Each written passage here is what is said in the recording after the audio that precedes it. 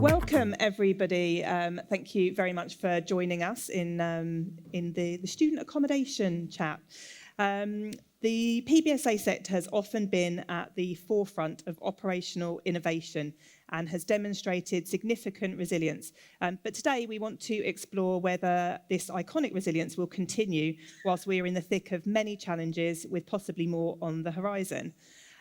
We had a brief from Andrew and Sarah and we ignored it basically, and we're doing things a little bit differently this afternoon. So we are going to need your attention because there is some audience participation involved, nothing too scary. But our panellists here will be debating a series of topics on stage.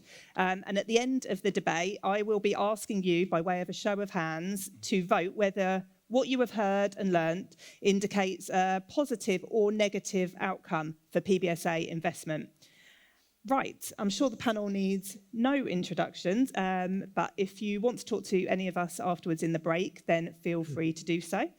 Right, let's get started. We're going to start by talking about how politics, geopolitics and the economy might influence investment. Paddy, I'm picking on you first. Will the UK see any benefit from what other countries such as the US, Canada, Australia are doing regarding students, migration, and anything else regarding geopolitics and the economy that's going to impact the UK? 6 minutes to talk about geopolitics. Yeah, go for it. Go. Yeah, I mean, I think in isolation, you would say what's going on in the US would absolutely benefit what's going on in the UK. I think the trouble is, for anyone who's watched the news in the last 24 hours, everyone's at it in terms of, just kind of fighting with each other. And I think what we're finding at the moment across many developed countries where students are a large commodity and a big export for those countries is that they are going down similar routes in terms of immigration policies. So this is part of the challenge of the moving game, is that what we're seeing is it's not just the US turning on international students. We've seen it now in the UK with the proposed extra tariff taxes, call it what you will, 6% on international students. We're seeing it in Canada, we're seeing it in Australia. I think if I was to be very crude about it, the net winner is probably going to be Europe. I think Europe at the moment seems to be the most sanguine out of anyone. And actually, having spent the last 10 or 15 years post GFC, countries like Germany, Poland, Spain, Italy are now seeing, they've been invested quite a lot in their cities, they've invested into their universities. Those people that left at the end of the GFC to go and get jobs in other countries are now coming home. So talent and resources coming back and academia is coming back. And it's a relatively safe and affordable place to live. And you've also got the rise of English taught courses now. That's just been going up every year. So I think the UK is at risk of potentially shooting itself in the foot at the moment with everything that's going on, albeit I think we're still very much open to international students and what have you, but we're just not making it as easy as I think we should be. But I can see a lot of those people who would have ordinarily who have the choice to go to UK, Canada, Australia, or the US will now be looking at potentially Europe in there, whereas they maybe 4 or 5 years ago they wouldn't have had that. That wouldn't have been on their radar. So it's a very, very complex story, and I think there's a lot of things in there as well to do with university financing and what's going to happen there. I think the challenge we've got at the moment, and Andrew Smith said it earlier, I think in terms of it's a £250 billion industry, our government hasn't seemed to have picked up on that yet. I mentioned it being one of the biggest exports in the UK, and I think if we start to cut the legs off it, it will have bigger ramifications. But I think people know that, which is why we're not seeing a lot of noise around that at the moment as much as we're seeing in other countries. But it's just something I think we need to be careful of in the UK. Otherwise, we potentially will lose out to other markets like Europe. Richard, are you seeing any data that would confirm that? Is there an influx of students from other countries yet? Yeah, I think picking up on the US point, if we go back to Trump's first presidency, you actually saw that slight uptick in interest from US students, and we're already slightly seeing that. If you look at the early UCAS data, so the January deadline data, there has been an uplift in the growth rate in US students. It's hard to know how much that's actually going to lead to students coming to the UK or they're just applying, which we don't quite know yet. So I think the broad expectation is we will see more demand from the US. But what Trump does tomorrow, who knows? So if he suddenly changes his mind and says actually they are allowed to go to the US, we just don't know. And that's uncertainty, which obviously is not good for anybody. But yeah, I think broadly speaking, the expectation is, particularly in the US, what's going on there, that probably will lead to some additional tailwinds for the UK. Yeah.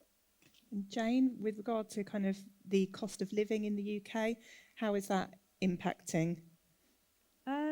From an international point of view, I think obviously we are seen as quite expensive to come live here.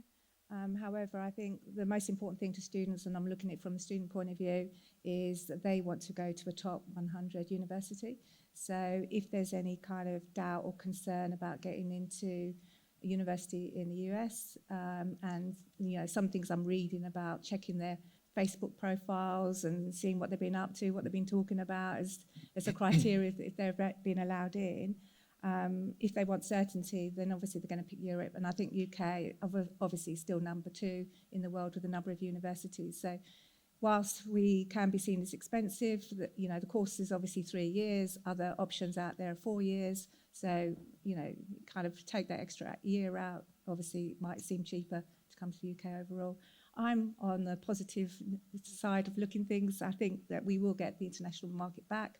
I think it's going to go back to sort of 2017-18 kind of booking cycle where we didn't see international students come until sort of July and August. Very, very late market. I think it's the growth of the international agents that have really driven the early market. And I think maybe that's slightly shifting now. And I'm kind of reading that there was about 2 to 5% drop in internationals applying to the US at the moment. So whether that continues, I don't know. I think just to add to that, the university finances piece, it can't be overstated, but every UK student is loss-making for a university. So the importance of internationals, outside of Russell Groups especially, where they're not getting any kind of government funding for research and other things, that the internationals are so important. So it's a really key metric to keep an eye on. Definitely.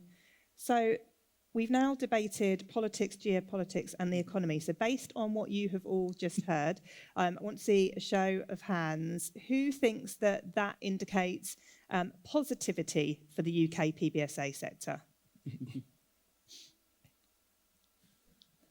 And who thinks it could be a bit of a negative indication of the UK PBSA sector? Out. So more positive than negative there, but definitely a few negatives. We'll see what the other topics bring. So we're going to talk a little bit about AI. It's been covered on quite a few of the sessions already this morning, but we want to bring a slightly different angle to it. Brian, you can kick off with this one. So you'd think that working within student accommodation, we should be all over technology, all over AI. It's surely the demographic that's going to, embrace it. But is there any evidence that investors should be looking towards AI within PBSA? Well, I think everybody in every board I sit on at the moment, it has AI as a topic, and at the moment it's just a big unknown, isn't it? It's a big abyss. We all say AI, and I've had 10 conversations with 10 different people who now have AI involved in their business somehow. But when pressed, not one of them can give you any good reason as to why or how it's integrating, right? Buzzword. Buzzword, other than at a very kind of low level. So I think going from big to small, AI, when I think about it with my PBSA head on, my first thing is, will people still need to go to university if there's AI? That's kind of the outlier, so starting in the macro. And actually, what we found or what we learned during the pandemic is that 18-year-olds today are kind of like 18-year-olds when we were 18. Like when I was 18, all I wanted to do was leave home, and it didn't matter what I was doing or where I was going, or I went to study computing science at a university, as it happens, with no interest in it. I was very interested in partying, drinking, girls, and playing football, but I wasn't at all interested in academics. But I still went to university. I didn't go for 3 years, in fairness, the first time, but I did go. So I think that drive, and we saw this definitely during the pandemic, when everybody left accommodation, our first year domestic students left their accommodation, went home to the perceived safety of their parents, and we were safeguarding our staff, and we're putting all these barriers up at reception and doing everything that responsible owners of real estate were doing during the pandemic.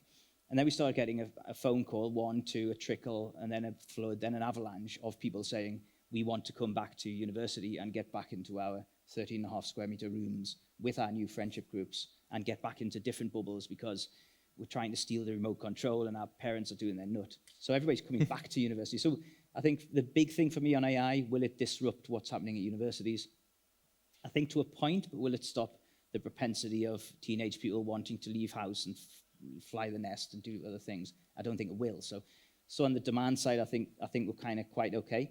What it will do to what happens in academia, how you use AI in your course to produce a dissertation, I think that's probably just a natural evolution, and people will manage and find a landing ground as appropriate. So I'm kind of okay with that on the supply side. And then on the demand side, and then with respect to the use of AI today, what we're seeing is AI begin to be used in day-to-day operations in PBSA.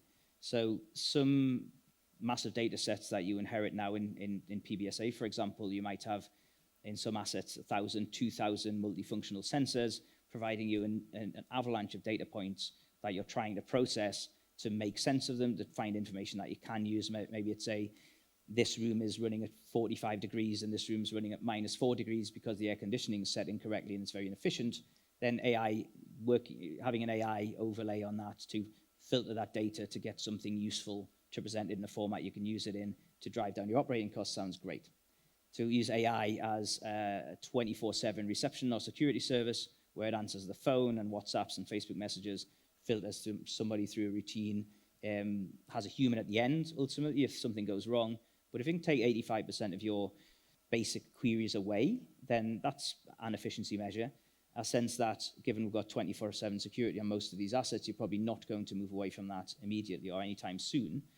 So I don't anticipate huge swathes of redundancies or anything of the sort. But I anticipate an increase in better service delivery, and happier students because they get instant responses to what they want, which we might not be able to cover otherwise. So I think on that side of AI, I think that we are starting to see snippets of opportunities, but not avalanches, because as yet the technology is unproven. Real estate and PBSA is inherently conservative, and we don't like taking big punts and big risks on things that can damage reputation, student experience, or that robust and growing cash flow that the investors love so much. So I think overall, but that said, there's not an hour in my day goes by where I don't use AI for something. Yeah. I think we're probably all the same. And those little intangible things, asking a question, write a report, give me a list of this, tell me Paddy Allen's email address, whatever it is, ChatGPT will do all those things. Do an animated GIF of Paddy Allen dancing to the conga. It does all those things. I haven't done that. All the important things. It's trending. Wasn't the conga. So yeah, loads of stuff going on, but no real, I don't think, any groundbreaking activity yet. But I disagree. I think what you've just said there is really quite the next stage for AI, because I've got a 42-year-old daughter who doesn't use Google anymore. She uses ChatGPT to look up everything. And we're now having to think from a marketing point of view.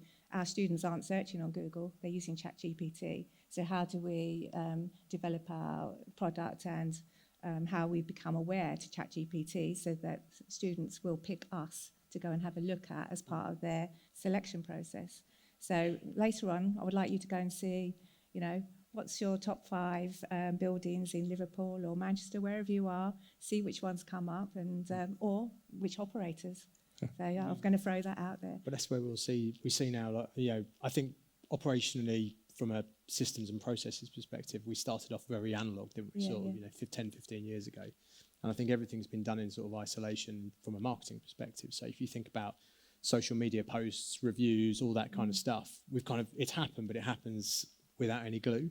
If you take now Perplexity, if you just go into Perplexity, which is essentially kind of like the new, Google, it will scrape all of the social media posts, all the reviews, everything that's on there, and give the review of this is good or this is bad. If you said give me the top 3 in Liverpool or Manchester, it will scrape all of that. So now actually the reviews they're not in isolation. The social media posts are not in isolation, and actually that customer, it's part of that customer journey now, isn't it? All in one bit. And I think how we report and come up with strategies around from an investment perspective, from an asset management perspective, and an operational perspective, I think a lot of that will be driven now by by AI and what's being fed into that as well. Yeah. Because it only spits out what's gone in. It's a helpful tool to accompany managers. I think it's fair to say we don't think anytime soon it's going to replace managers. You know, the gentleman on the panel earlier who spent a night in Copenhagen, I think it was, where he didn't need to speak to anyone. That's a one night, quite transactional stay, whereas what we're dealing with is a lot more kind of empathetic students staying for a year. Yeah, I mean, I agree. I think, student accommodation for students and their parents is quite an important decision-making process. And would you trust a bot to make that decision for you, to have that conversation? It's about that connection, that personal connection as to whether you decide to live in a particular property or not. But what I thought was quite sad, which I'm going to finish this bit on from my side, is one of those surveys, and I think it might have been YouGo that did it, and they talked about the role of AI in students' lives, and 21% of them thought that AI was going to replace their romantic relationships. So I'm going to leave that out there for you. That's a bit sad, isn't it? Thank you very much. End on a So, bearing in mind everything that you've heard, including Jane's sob story there, do you think that AI indicates a positive future for UK PBSA? Put your hands up if you think it's a positive thing. And any negatives out there? A few. Go on, Charlie. A few double dipping there. Fantastic. Thank you very much. Okay, we're going to move on now to something that's been bubbling around for about the past year. Something is going to change in the next few months, and that's the Renters' Rights Bill. We know there's going to be an impact on the sector, and we hear quite a lot, but it's not going to impact PBSA because they're going to be exempt, but it's going to impact the whole sector, so it will impact PBSA. So, Jane, is PBSA ready for the changes that the Renters' Rights Bill will inevitably make to the whole student accommodation sector? I think no. I'm going to go back to the start. Renters' rights, it's in the heading. It's for the renters, not for the landlords or the investors, I would say. So I think we need to be talking about it more, speaking about it more, preparing more for it. For those who don't know, renters' rights will abolish the assured short hold tenancy.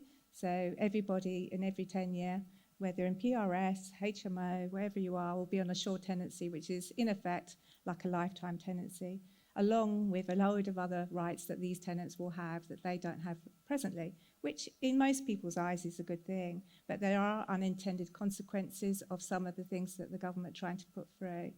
So we were told all along that PBSA would be exempt. Hey ho, that's not guaranteed. We're still waiting for that confirmation. And even so, even if we are exempt, it goes through, and that's not a given at the moment, I've got to say. There will be a transition period. The transition period will mean that we cannot go from an AST to what we thought we were going to be able to do immediately. The Act came into enactment, is become common law tenancies, which in effect would be the same as an AST. We can have short-term tenancy.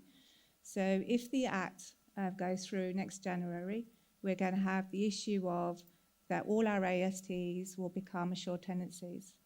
So they will have all the same terms and conditions as every other tenant in the rented sector, which means that potentially we can't move them out. So the government have said, indicated, that we will have the same rights as a HMO student accommodation scheme, so we'll be able to serve a Section 8 Ground 4A notice, so we can make sure that we can terminate people at the end of their tenancy, still not a given. That we won't have to convert all our termly instalments into monthly, so that's a given. However, for whatever reason, they're saying we're going to still have to allow the students to have a 2-month notice period. So students will, at the point when the Act comes in, will be able to give us 2 months' notice to end their tenancy any point during that period. So once all our students move out during that academic year and we move new students in, then obviously we're in the new regime and life looks a little bit more like we are today. However, you have to be signed up to the code, the national code, to be exempt. And to then become a new entrant into PBSA market is going to be interesting because you either need to be with an existing operator and or you're going to have to employ a third-party operator to be able to come into the sector because the hurdles will be too challenging for you to be able to get into the sector. So a couple of things just to add, sorry. So firstly, the HMO market that Jane's touched upon, landlords that are currently privately letting a three-bed house in, say, Exeter, to what extent are they going to be selling out the market, or to what extent is this an extra incentive then to sell out of the market because they can no longer control their tenancy lengths? They could get tenants serving notice in May when they want to leave, and then restarting another one over the summer, and they then leave in November. Completely messes with your leasing cycle. So you're going to get HMO landlords leaving the market, which is good for PBSA. On the flip side, you've still got all the remaining HMO landlords and BTR, every other rental product that are going to be offering students essentially whatever tenancy length they like.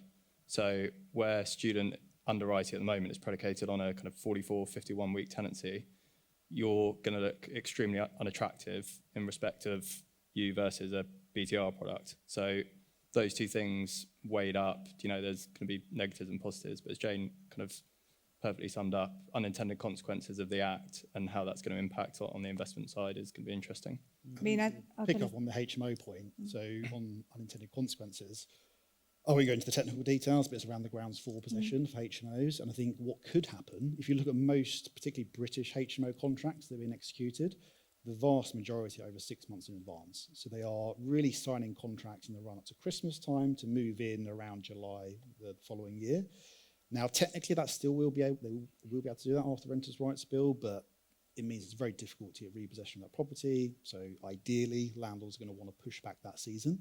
So what we could find, and we don't know yet, and this is the whole problem of the Renters' Rights Bill, there are a lot of unknowns.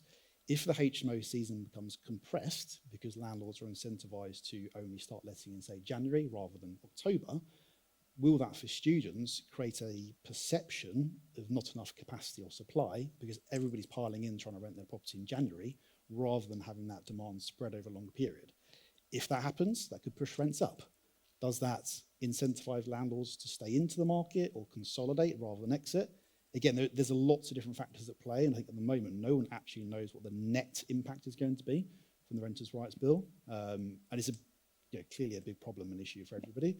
Equally, I'd argue there are a bunch of people that have absolutely no idea, students and landlords who are literally not clued up whatsoever. So I think it's going to take probably a year or two for it to play out, and actually start to see, again, do existing HMO landlords simply bump the rents up to offset that risk of a shorter tenancy? We're not seeing it yet. You'd expect that to happen. So again, there's still a lot of unknowns, but we have to kind of watch this space and see how. I was at another conference where it was letting agents and HMO, and they were talking about student, and they were saying that there was already lots of those landlords already exiting because they just cannot see how they can afford the which void I period. don't disagree with, but is that stock leaving the market or is it being consolidated through larger investors? Because we speak to some HMO investors that are 3,000, 4,000 HMO beds who want to do more, not less. So depending on who you speak to, you'll get a very different opinion of, is it stock actually leaving or is it just consolidating? And it's very difficult to prove either way because the data is not good enough, to be honest.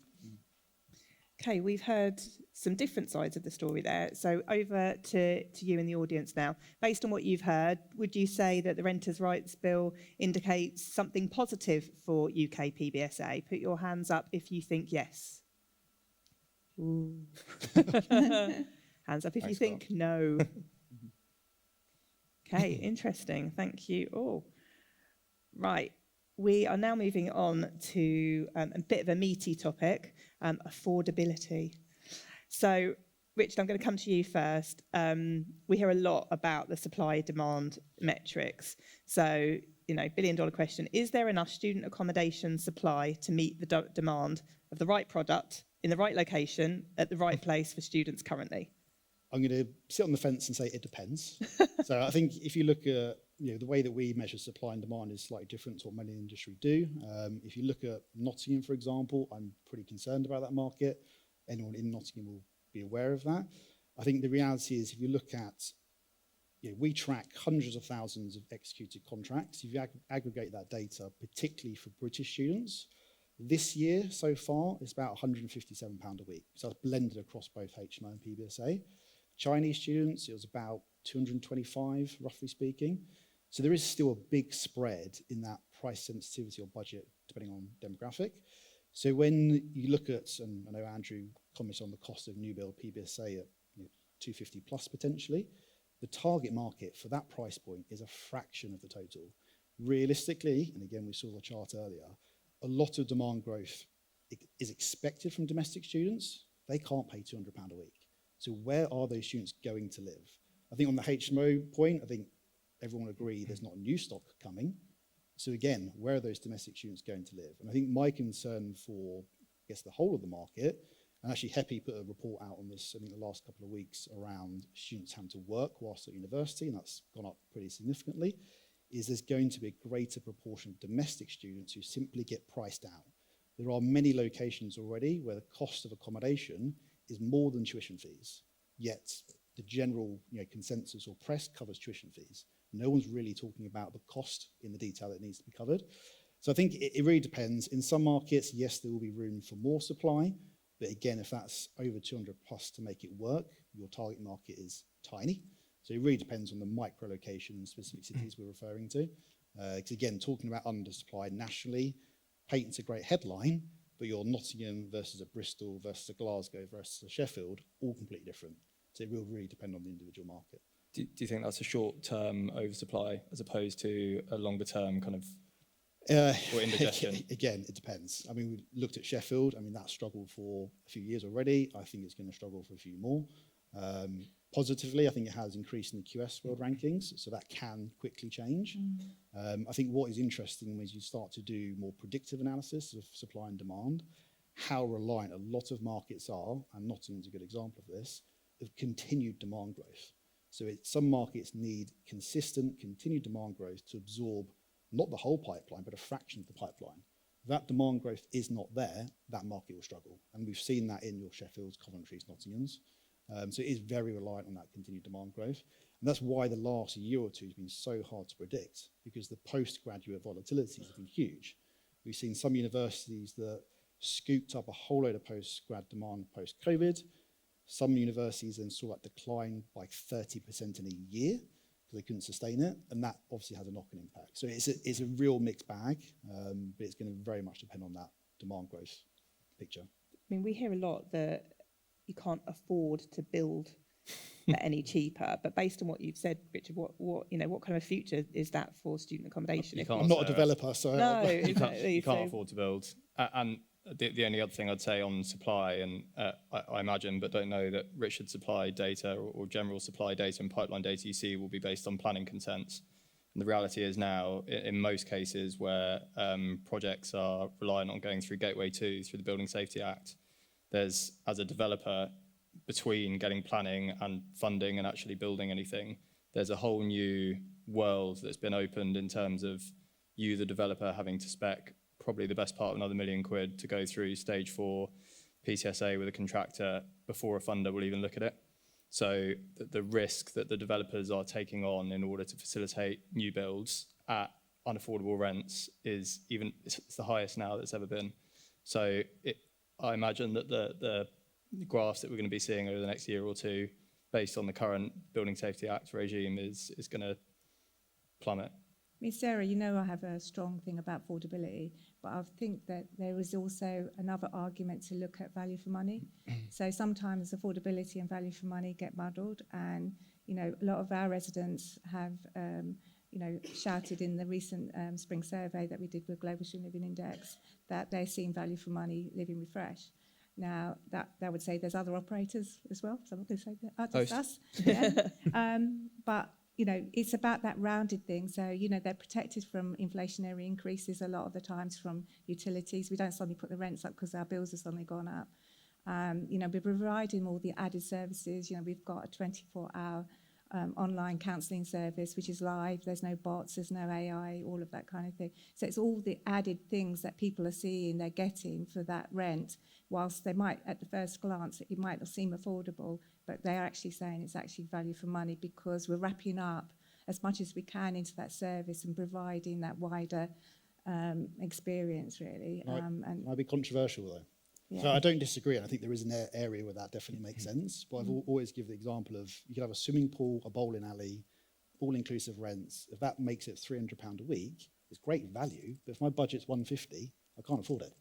But I would argue that PBSA isn't necessarily for everyone. No, It has been. no. That's Right, we're building a 6-season, a 5-season, 4-seasons hotel in downtown Westminster. You don't leave 10% of your rooms available for people who can't quite afford £1,000 a night. So that's my kind of contention about this. There's also a lot of value in the intangibles as well, and I think, you know, why do you stay in a 4 seasons over a Holiday Inn? Actually, it's the way it makes you feel as much as anything, and I think the sector can learn a lot about that. You know, I think when you've surveyed students, often what comes high in the top bits of where they find value, it's the community, the people, the way it makes you feel safe and secure. Those are all things that you can't touch and feel. I think the swimming pools and Not all the that cinema are room. gimmicky. Not the cinema room. And not the cinema room. And most PBSA, for the avoidance of doubt, is absolutely smashing it on Yeah. surveys. Like, the students love living in PBSA. And to Paddy's point, that's intangible, but people are voting with their feet filling these blocks, and some people can't afford it. Hey, when I went to university, I couldn't afford to study within the M25. Categorically, no. I mean, we look at the reviews, the students don't talk about the swimming pools or the cinemas, they talk about the staff. Yeah. And I think, you know, it's about that investment that you put into the staff, and AI makes them smarter, more, you know, quicker about what they can do. They can spend more real time with the other students, other people and all the students there. That's what I was going to ask is, from, you know, when investors are looking at these blocks, are they realistic about the OPEX costs? Because surely, you know, the cost of living has gone up. Your staffing costs must be getting higher and We higher. saw as that well. earlier, and I think it was one of the first sessions, wasn't it? You know, that staffing increases have gone way above inflation, and that's, you know, a government thing again. You know, we've got minimum wage, living wage, all pushing up as well into the higher roles that we've got. So they're like almost concertining on top of each other. So, you know, it's really difficult, isn't it? You know, and then your salaries are having to stretch even further. So yeah, there is a challenge. So we're having to look at, you know, using AI again to be more efficient. You know, where can we find efficiencies using AI through managing utilities? Brian touched upon that earlier. Making sure that we are aware of maybe maintenance issues before they occur, things like that. So, and as well as the rent, I know, Richard, you've been monitoring this closely as well. Contract lengths, kind of, we've noticed that they've been sneaking up a little bit. You know, is that a way to kind of keep the weekly rent kind of stable, but actually adding on, you know, a couple of weeks here, a couple of weeks there? And have you seen that across the sector as well? Yeah, so I think, it will vary per market. So if you look at your Sheffield, which at the end's been challenging from an occupancy standpoint, the average tenancy length is not 51 weeks. It's going to be closer to 40-ish or just above. So I think from our perspective, when we're looking at things like rental growth, it's only one half of the story. And we have live examples of this, where an operator might have even negative rents, so it's gone down year on year, but they've massively pushed the contract length in a certain market. So for them, if you look at just the headline rents, it's a negative story. If you look at the revenue growth, it's really positive. So again, we're very cautious around a lot of the data in the market, because again, it doesn't necessarily give you the full picture. The opposite is also true. Yeah, I would expect, again, not to be too negative, but in somewhere like Nottingham, you'd probably start to see the average contract length come off. So again, you might look at headline rents and going, okay, it's flat, not great, but fine. But if the contract value is down 10% a year, that's a completely different outlook. And the market, the data in the market is getting better, but there's still a lot to do there. So yeah, again, just something worth bearing in mind for sure. It's a fair point. Rather than sector wide, and Richard's very pessimistic because he's focused in the negative, as you would in his job. It's but this is not everywhere, right? Yeah, this is a mixed picture. And don't get me wrong, there are definitely markets where it's gone down, it's going back up again. Yeah. So, but it's being aware of those trends. Yeah. Yeah. He loves Nottingham. Sorry? You love Nottingham. I went to Nottingham, so I do like But I it. think that's Yeah. the learning of people in the sector, right? Is that actually it's not it's not all linear progression. I think if you've been in the sector long enough, you've seen pretty much every market in the UK go through Yeah. this. I remember when everyone was saying Newcastle was like, don't touch it with a barge pole. Now everyone's like, if you've got anything in Newcastle, it was.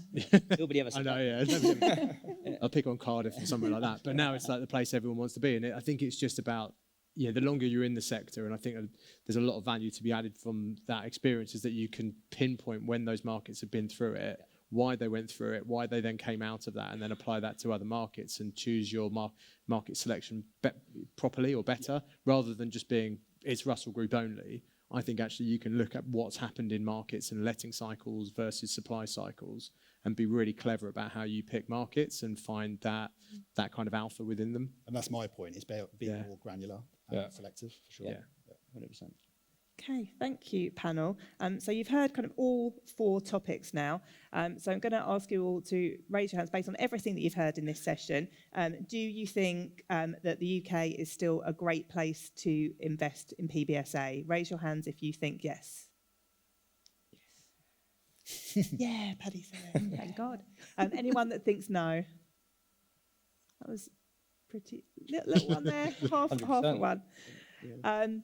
So that's everything. You've heard all of our debates this afternoon. Thank you for taking part in our audience participation. And thank you very much to our panel.